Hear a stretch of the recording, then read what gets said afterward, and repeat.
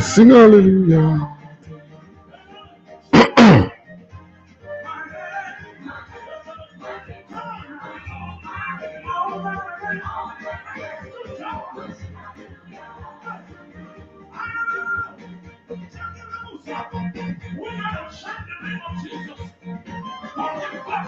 All right.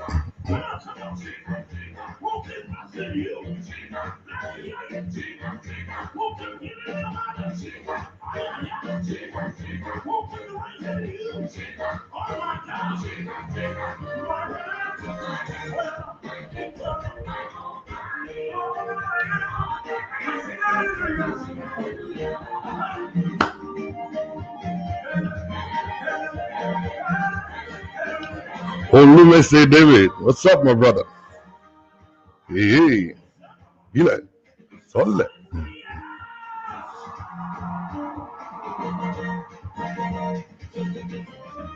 What's up, everybody? Good morning, Dowu. Oluwajun Holo, God bless you, Doctor. I believe you guys can hear me properly, right?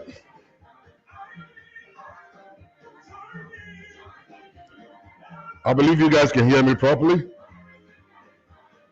All right. If you can hear me, please let me know you can hear me properly. You're hearing the music also. I need the feedback here real quick. Good morning. Good morning. Good morning. Mama, you today, Olaguju, what's up?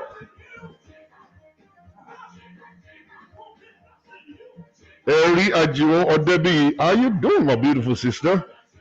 God bless you. Olume said David. Fine girls, they suffer. Come on. Let's pause that. All right. Can you guys hear me properly? I want the feedback. I want somebody to tell me. You can hear me, please. I need somebody to give me a feedback real quick. Is it possible for you to hear me? Are you hearing me correctly? Wherever you are. All right. I need a feedback real quick. Quick. Light and clear. Oh, thank you very much. Olumise. God bless you. So fine girls are actually suffering. Fine girls, fine women, fine ladies, they are suffering. I'm not going to lie about that. One thing I want to say this morning quickly is that I get a little tired when Nigerians always say, whenever you say, oh, Nigerians are suffering. Some of you say, oh, no, I disagree. It's not how Nigerians. All right. When you say, oh, fine girls are suffering, oh, no, I disagree. It's not how fine girls. You know, Ambassador Nironi, what's up, man? Oh, the Daminu Zonu. Well, oh, all right, because the problem. All right. So you disagree, and that's just so funny to me. Because, see, nobody is saying it's all Nigeria. It's just like you saying, oh, Americans are dying of coronavirus. And somebody say, oh, I disagree. It's not all Americans. Who says all Americans? Is it that stuff is low self-esteem? Anytime you see somebody doing that, they're always saying, oh no, I disagree. It's low self-esteem. Because they want to feel good. You know, with the same, they want you to actually bring them and separate them, that they are not part of the people you're talking about. See, every time you see people say that, it's because of low self-esteem. You see, when they say Americans are suffering, Americans are dying of coronavirus, they are not talking about the whole America. Americans are dying of coronavirus. It's just certain number of people. All right, and I just want you guys to just watch that. All right, just take, calm down. All right, calm down. And just listen to whatever it is that is actually going on and be able to flow with it. Nigerians, we need to actually go and develop our ways of interpretation, understanding of words, breaking down words and all kinds, and then accepting faults. Let us go and learn how to accept faults. Take responsibility for whatever it is that you're doing wrong, and then change it. And then you're going to become better in life. All right? So, we're talking about fine girls are suffering. We're not talking about all of the fine girls in this society. We're not talking about all the fine girls in Nigeria. We're talking about the fine girls that are actually inside of that kind of a situation. Now, I'm not here to talk about it today. I'm just here to actually talk about something different. But I'm going to come back and talk about the issue of the fine girls that are suffering. I'm going to come back and share the story with you guys so that you guys will be able to enjoy it. But for today, The topic before us is that don't wait until you're broke before you show love. Don't wait until you're broke before you show love. Don't wait until you're broke. Don't wait until you're broke. You see, so many of our men, African men today, one thing that they do that I don't understand is that when they are making money, when they get a job, when they have a good job, when they're driving good cars, by the time they start entering into the management and they start making cool money and all kinds of stuff, bank accounts is actually breathing and all that kind of stuff, they get full of pride. They get filled with pride. And then the pride will make them to actually disrespect their wives, be insultive, and they don't care about what the wife is going through. They abuse their wives. They go out and keep late at night. They come back early in the morning. They get drunk. They carry girls all around the place. They do all manners of things they want to do. They stop going to church. They don't care about God anymore and all that kind of stuff. See, when they go into such kind of a lifestyle, the wife will be suffering, will be looking for a way to bring them back home. Oh, Dimeji, when are you going to come back home? We need you. The children are missing you. The children, all kinds of stuff like that. At the end of the whole stuff, the man will be so much full of himself that he will say, "Oh, I don't need you anymore. Stay in the house. If you don't care, if you don't want to stay home, then get out of my life." Then they start using divorce. They start using divorce to threaten the woman and stuff like that. And then later down the road, you will now find out that when they now get broke, because see, what people don't understand, ladies and gentlemen, I want you guys to listen carefully. What people don't understand most of the time is that, there's no condition that is permanent. No condition that is permanent. All right? You may have a job today, you may not have a job tomorrow. Okay, you may have a good life today, you may not have a good life tomorrow. It's not about me wishing you bad or wishing you whatever. It's just the way life is. That's just the way life is. All right? So it's possible for you to have today and you may not have tomorrow. And then another thing is that your wife may have today, she may not have tomorrow. Okay, you may be the one to have today and it's going to be the turn of your wife tomorrow. All right? By the time you actually start living that gorgeous, beautiful life, and you have all the money in the world, you have all the control in the world that you want to display, and you actually telling your wife to go kiss Transformer and tell her to go sit down somewhere and all kinds of stuff like that. Let me tell you something, all right? You are actually digging a grave for your future because, see, everything cannot always be like that. It can't always be like that. A day is going to come that the person you're looking down on right now may now be the one to help you later in the future. The person that is not good today, the person that's got nothing to offer today may be the one to feed you tomorrow. And you may not know. And if you have destroyed it, if you have destroyed the relationship, how do you think that person is going to be able to accommodate you, accept you, and be able to look at you in your face and say, you know what, I'm going to help you. All right? So many of our men, African men, I need you guys to listen to this message today. Listen to this message today. Listen to it carefully because it's going to help you out. So many of you always wait. You wait until you're broke. You wait until something happens. You wait until you are sick. You wait until you are not able to provide for the home. You wait until you are nobody. You wait until you are totally gone before you start saying I love you to your wife, before you start washing the dishes in the house, before you start cleaning the house, before you start, running all around trying to impress her and stuff. But you see, one funny thing is that the women are not dumb. They're not dumb. You would think they're dumb. They're not. They're not dumb at all. They are not. You think they're dumb? They're watching you.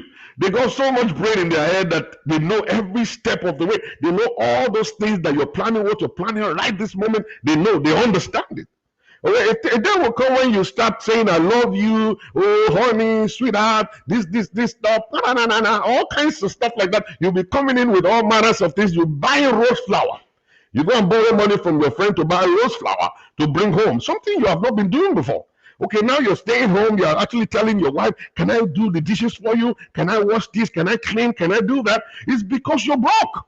It's because you cannot be the man anymore. All right? Now you're now coming back home to sit down, and then you now say, oh, yeah, I love my wife. See, your wife was in love with you before. She's only managing you through. She managed you through the whole journey. Right this moment, she's not a dummy. She knows exactly the plan. The moment you're able to get back on your feet, you're gone again. You're gone again. You're gone.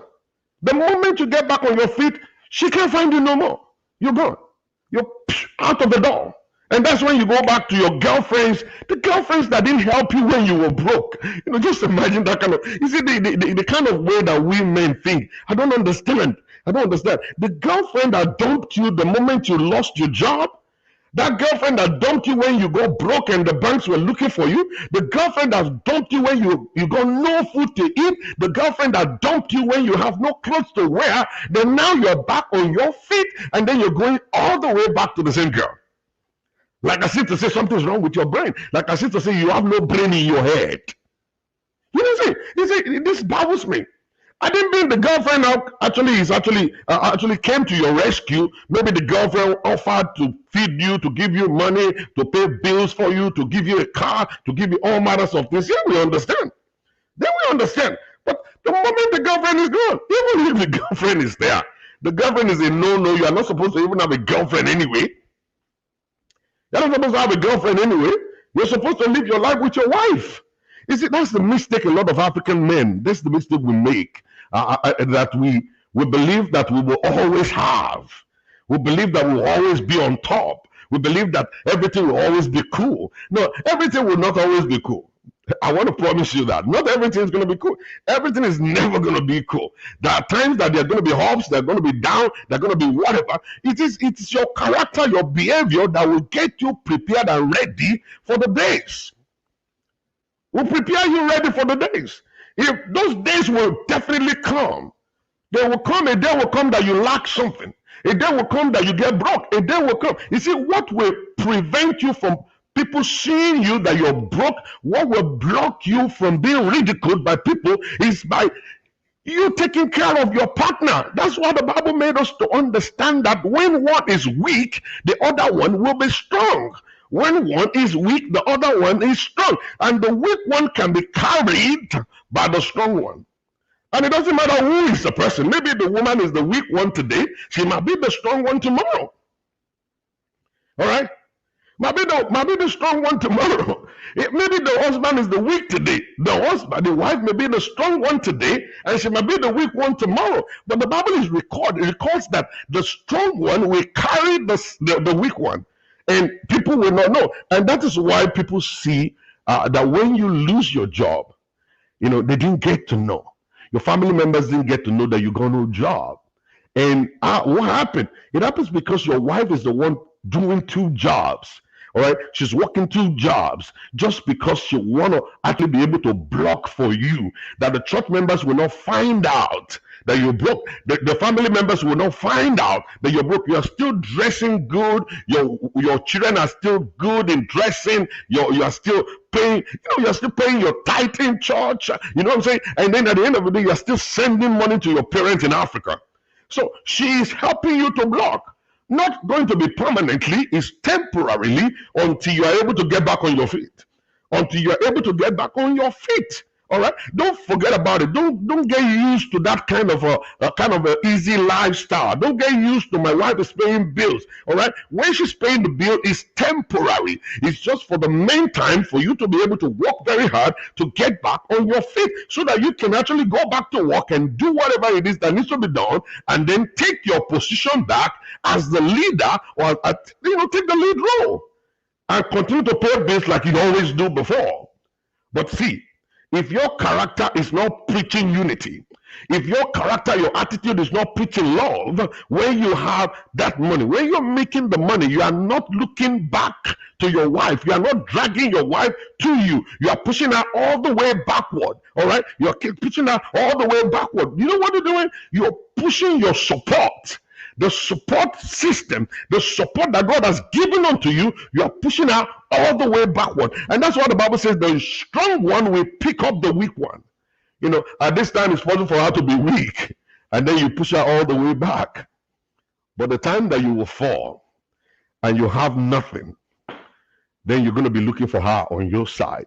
And that's the time that you now go all the way back, and then you start crawling on her feet, just for her to be able to help you out in a time of trouble. Now, a lot of you are so dumb. You are not wise at all.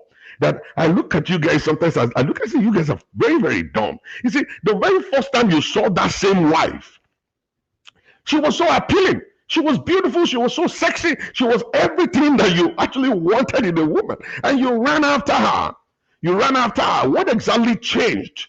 How come you are no longer connected? How come now that you're having money, you are no longer connected? One thing I want you to remember, everybody, is that when you don't have money, you're going to behave like another person. The character, your attitude, and everything is going to be another person's character, another person's attitude. You're going to try to impress people because you don't have the money. The moment you start making the money, then your own character will show forth. I always tell people that when they come for counseling, I say, you know what your husband is doing? This is him. This is actually your husband. The one you used to know when you are dating is a fake one.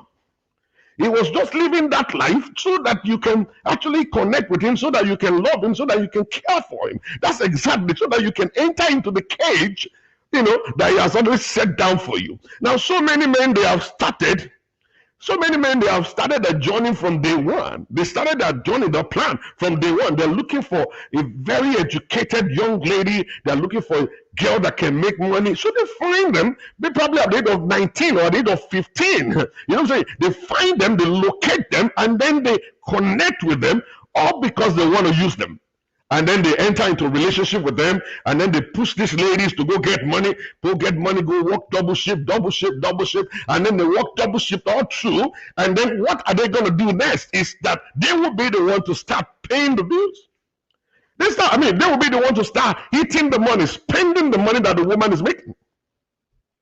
Spending the money that the woman is making. And that's the problem right there. But see, one thing that they have forgotten is that you can only do that for a certain number of years. It's possible for you to do it for 15 years. I'm not joking. Women are so submissive that people always ask questions. Is why are women not submitting? Why are women not submissive? They are submissive. They have that bone in them. The flesh of submission is inside of every woman. All right, they are only looking for someone to submit to. Who can I submit to?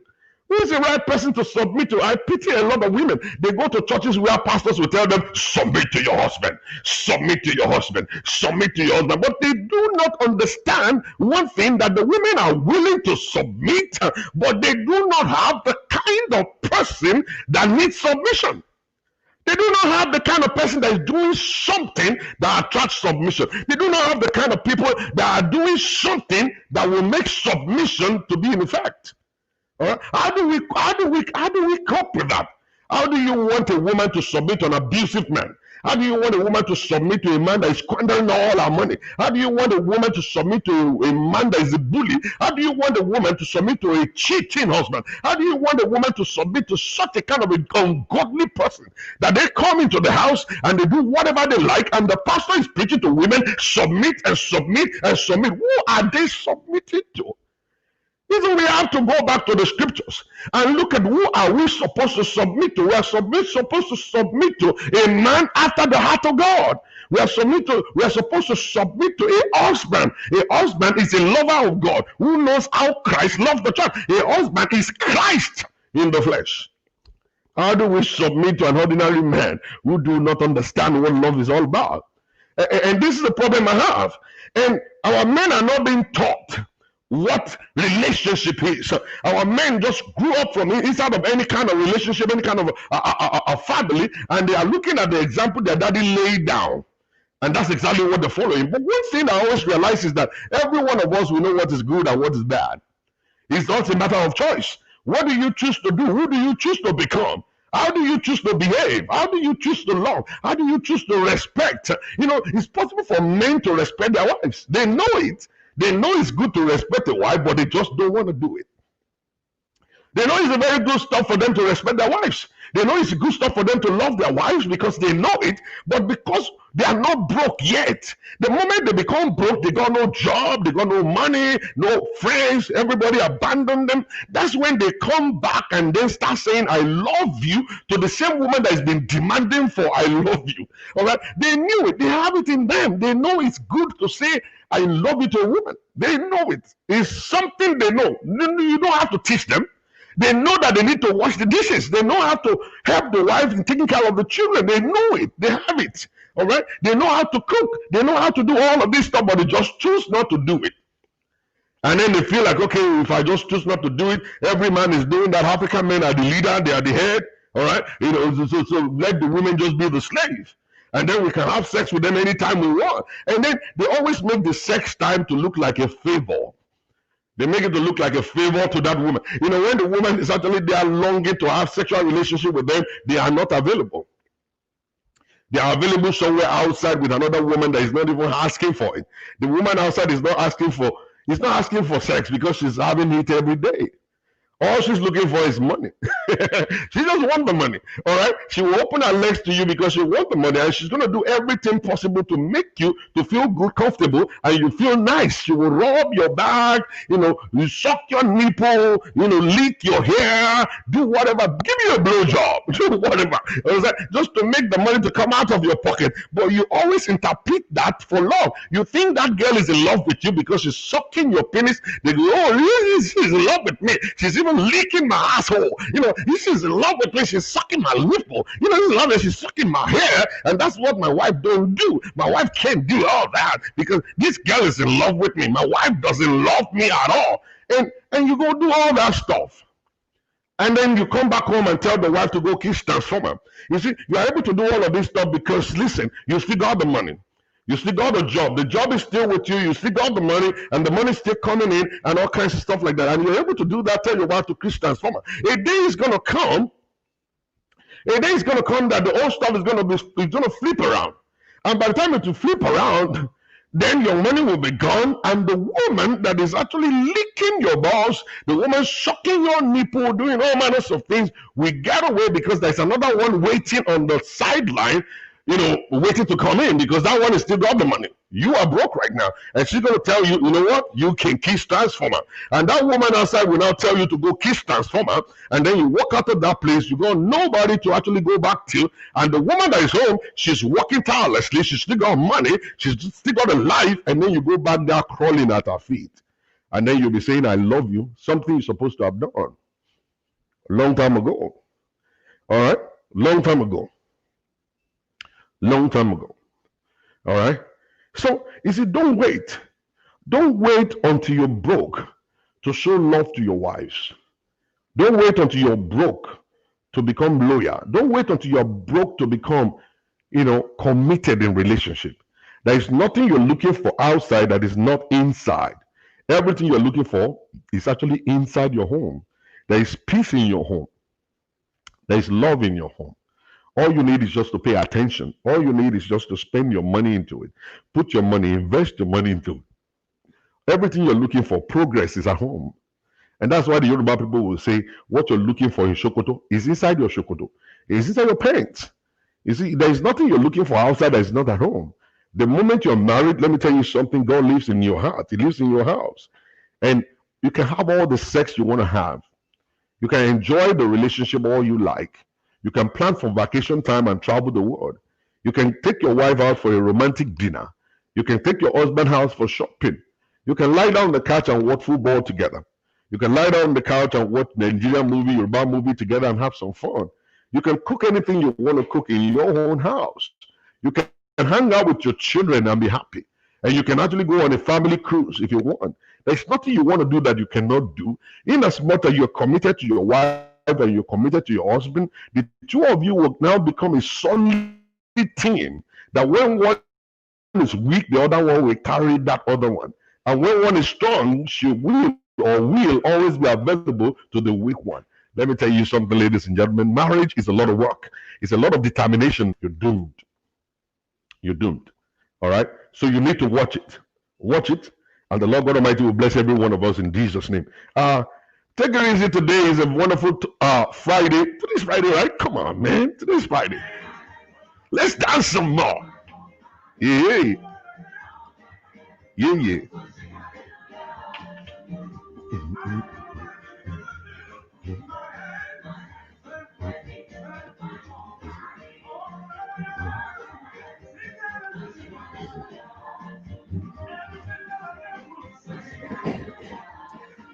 Come on, I want somebody to give me a star, let the star start rolling in. Come on, man. If you love the message of today, come on, You're blessed today already. Come on, give me some stars, man. I need some stars. Yeah. Bring it out. Oh yeah. Let me bring it all back. Let's bring it. Let's bring it all back to the beginning. Go. Yeah. Yeah. Feel it. Kalabuza. Olume say David. Feel it. Feel it. Feel it. Feel it. Tell me. Feel it. My body.